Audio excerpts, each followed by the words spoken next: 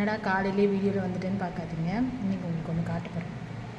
Time என்னாவது 9:40 9:40. Actually காலையில் breakfast செஞ்சு பசங்களுக்கு கொடுத்து அனுப்பிச்சிட்டு ஹஸ்பண்டுக்கு கொடுத்து அனுப்பிச்சிட்டு சாப்பிட்டுட்டு எல்லோரும் சாப்பிட்டுட்டாங்க.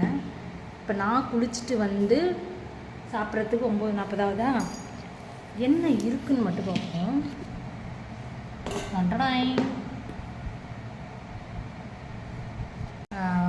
கொண்டக்கடலை குருமாவும் வச்சேங்க. இத்தனை சப்பாத்தி தான் சாப்பிடுவாங்கன்னு நம்ம ஒரு கணக்கு பண்ணி நம்ம சப்பாத்தி மாவு செஞ்சு போடுவோம். ஆனால் அன்னைக்கின்னு பார்த்து பயமக்க எல்லாத்தையும் வந்து நிறையா சாப்பிட்டுட்டு போயிட்டாங்க. இப்போ எனக்கு மிச்சம் இருக்கிறது இதுதான். இப்போ நிறைய ஹவுஸ் ஒய்ஃப் என்ன பண்ணுவாங்க, இப்போ எங்கள் அம்மாவோ மாமியாரோ இருந்தாங்கன்னா என்ன பண்ணுவாங்கன்னா, இருக்கிற இதை சாப்பிட்டுட்டு ஒரு டீயை வச்சு குடிச்சிட்டு பேசாமல் இருந்துருவாங்க.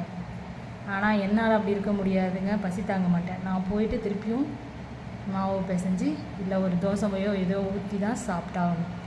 இதுதான் வந்து ஹவுஸ் ஒய்ஃபோட நிலமை. இதை நம்ம புதுசாக சொல்கிற இதெல்லாம் எங்களுக்கு தெரிஞ்சது தானேன்னு கேட்பீங்க.